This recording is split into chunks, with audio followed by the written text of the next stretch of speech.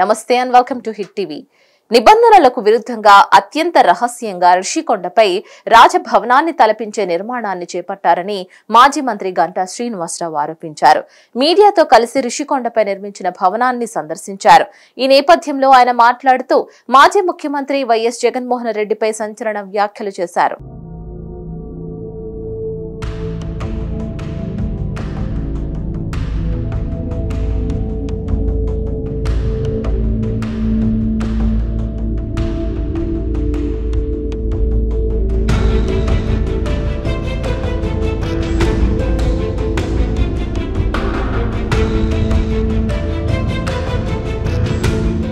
రిషికొండలో అత్యంత రహస్యంగా 500 కోట్లు వెచ్చించి రాజ్మహల్ తలపించేలా మాజీ ముఖ్యమంత్రి వైఎస్ జగన్మోహన్ రెడ్డి రిషికొండపై భవనాన్ని నిర్మించారని గంటా శ్రీనివాసరావు తెలిపారు.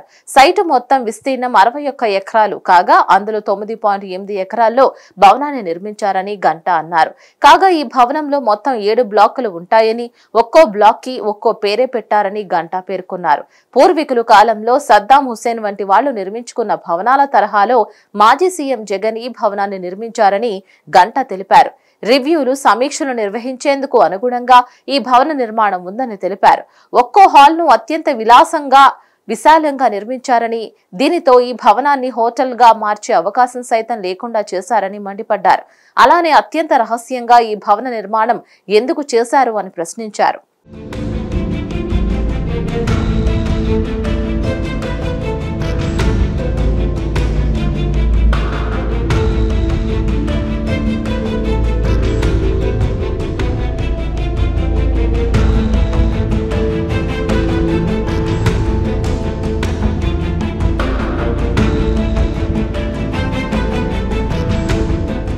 తానొకటి తలిస్తే దైవం మరొకటి తలిచింది అన్నట్లుగా జగన్మోహన్ రెడ్డి ఎంతో ఇష్టపడి నిర్మించుకున్న భవనంలోకి కనీసం అడుగు సైతం పెట్టకుండా దిగిపోవాల్సి వచ్చిందని గంటా ఎద్దేవా చేశారు.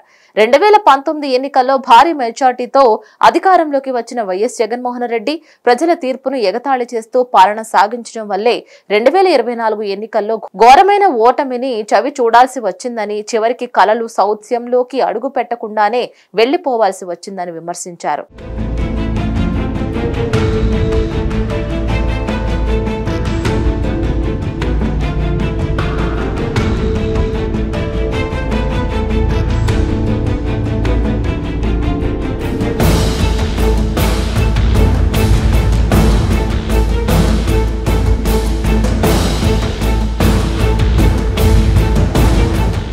నియంత్రణ తలపించే జగన్మోహన్ రెడ్డి నిరంకుశ పాలన, అనాలోచిత నిర్ణయాలు, ప్రజా సమస్యల కంటే ప్రతిపక్ష నేతలపై వ్యక్తిగత విమర్శలు చేయడం కారణంగానే వైసీపీ ఓటమి పాలైందని గంటా శ్రీనివాస్ తెలిపారు. విశాఖను రాజధానిగా చేస్తామని జగన్ ప్రకటించినా విశాఖ వాసులు మాత్రం మీరు వద్దు, మీ పాలన వద్దు అని ఆ ప్రాంతంలోని వైసీపీ నాయకులకి ఘోర పరాజయాన్ని చవి చూపించారని గంటా శ్రీనివాస్ అన్నారు.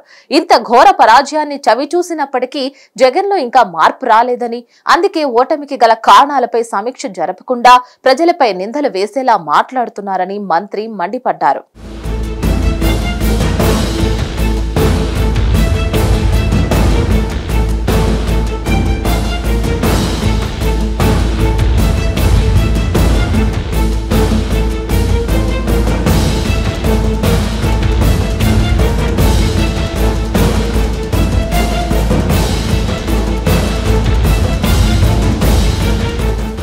గతంలో రిషికొండపై హరిత రిసార్ట్స్ ఉండేవని గంటా శ్రీనివాసరావు పేర్కొన్నారు. కాగా రిసార్ట్స్ ద్వారా దాదాపు ఏడాదికి 8 కోట్లకు పైగా ఆదాయం వచ్చేదని ఆయన తెలిపారు.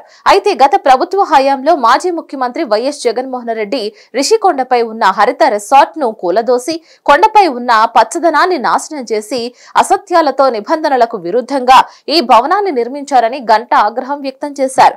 మొదటగా స్టార్ హోటల్ అని చెప్పిన జగన్ ఆ తర్వాత ముఖ్యమంత్రి క్యాంప్ ఆఫీస్ అని, ఆపై టూరిజం ప్రాజెక్ట్ అని చెప్పారని మండిపడ్డారు. అలానే ఈ నిర్మాణానికి సంబంధించిన ఎస్టిమేట్లను కూడా గోప్యంగా ఉంచారని ఆరోపించారు. ప్రజా వేదికను కూల్చి అక్రమ కట్టడం అని పేర్కొన్న జగన్మోహన్ రెడ్డి నిబంధనలకు విరుద్ధంగా నిర్మించిన ఈ కట్టడాన్ని ఏమంటారో కూడా ఆయనే చెప్పాలి అని ప్రశ్నించారు.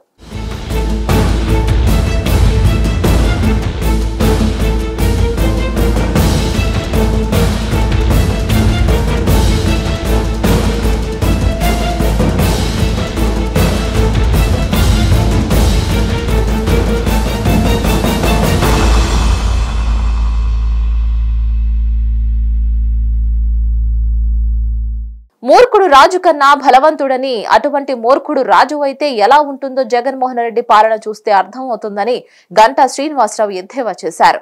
ఇక త్వరలో సీఎం చంద్రబాబు విశాఖ వస్తున్నారని, ఆయనకు ఈ భవనాన్ని చూపించి అనంతరం ఆయనతో మాట్లాడి ఈ భవనాన్ని ఏం చేయాలనే విషయంలో నిర్ణయం తీసుకుంటామని గంటా శ్రీనివాసరావు తెలిపారు. మరిన్ని అప్డేట్స్ కోసం please like, share and subscribe to hit TV.